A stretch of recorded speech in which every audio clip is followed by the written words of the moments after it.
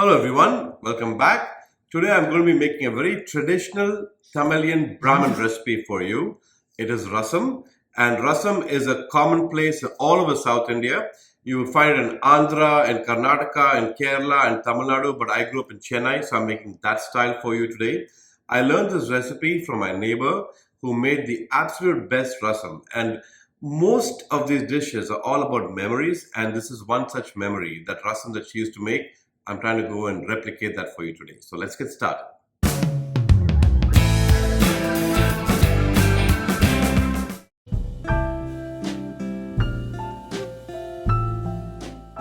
The first step to a good rasam is the rasam powder. This is the most important thing. If you get this right, your rasam is going to taste brilliant, I guarantee it. So for that, take a closer look. We have a few key ingredients. We have just one red chilli. You can use more if you like it spicier. We have some coriander seeds, some methi seeds, very small quantity, some tur dal. There's some black pepper, cumin seeds, garlic, and curry leaves. So these are what are going to make the rasam masala, which I have just made enough for now, for today. But if you want to make this in larger quantity, you can see the proportions below. So just double them, triple them, make how much ever you want, and store it in a freezer, because that way it'll stay fresh. So let's start roasting this, and then we're going to grind. For the rasam masala, I have some oil. You can barely see it because just 1 tablespoon, just a little bit of oil, and I brought that to temperature on a medium heat. And now I'm going to add all the ingredients I showed you earlier, and you can add them all together. That's fine. And all we want to do is roast these well till they release their aromas. Once that's done, we'll get to grinding them. Okay, so now you can see we have roasted all those ingredients for the rasam powder very well. The tur dal is nice and brown. Once the dal is brown, that's a sign that this masala is ready to be ground. But to this, we need to add a couple more ingredients. So I'm going to add a pinch or more, or asafoetida, hing. And also, we want to add some turmeric. I'm going to add about 1 teaspoon of turmeric to this. And we're going to grind this to a fine powder. Okay? So, you can see I have a beautiful fine powder, and the smell is absolutely gorgeous. I wish you could smell this, guys. But, this is the kind of rasam powder you want to use for your rasam. In the meantime, let's move here. I have some water boiling. The reason I have it boiling is I'm actually going to blanch some tomatoes. You can use about 3 to 4 tomatoes, and I'm blanching them so that they're easier to peel.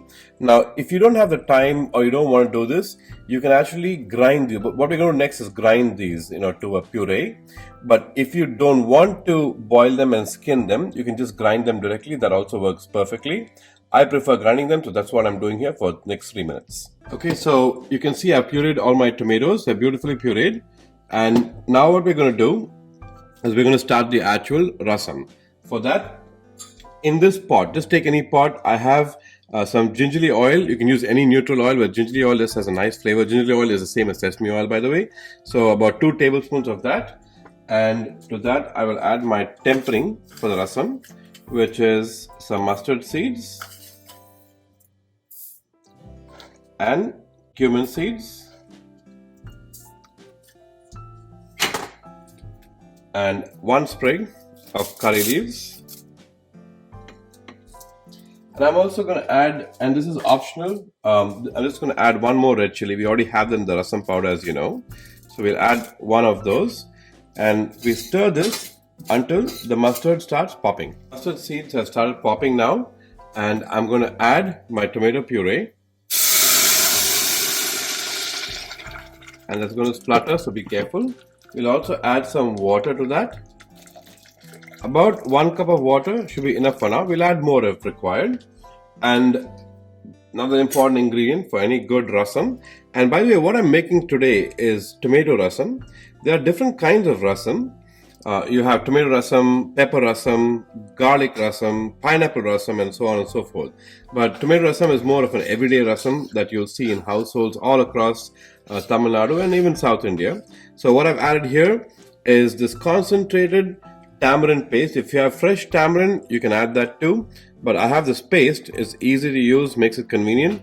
So add about 3/4 of a teaspoon of that paste. And we're now going to let this come to a boil before moving to the next step. At this stage, we're going to add some salt to taste. Give it a stir.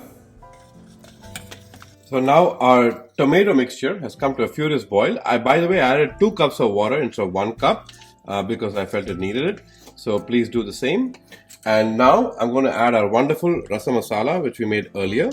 Add all of it. This is for one portion, remember. And if you need to make more, like I said earlier, just increase the quantities. So we add the rasam masala. And I have here some fresh garlic. I'm just going to gently, you don't have to crush it completely. You just want to release the flavors from the garlic. And that's probably good enough right there. I'm going to add the crushed garlic as well. And this is optional again. I love the flavor of garlic. So I'm going to add a little bit of that. If you don't want it, you can skip this entirely. So throw this garlic in there. Perfect. And then I also have a few more important ingredients. This is the last step. We have some coriander. And when you're using coriander or cilantro, make sure you use the stems as well because they have a lot of flavor, especially in rasam. And then I have some green chilies, 2 or 3, just slipped. And this goes at the very end.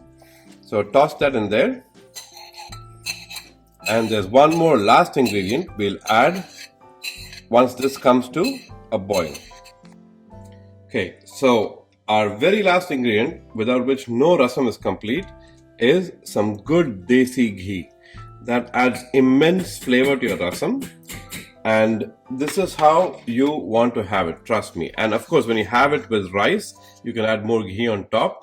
But a little bit of ghee just enhances the flavor of the rasam and makes it perfect. And look at that rasam. How can it get better than this?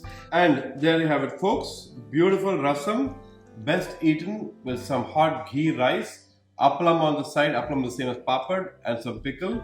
I hope you enjoyed watching this video.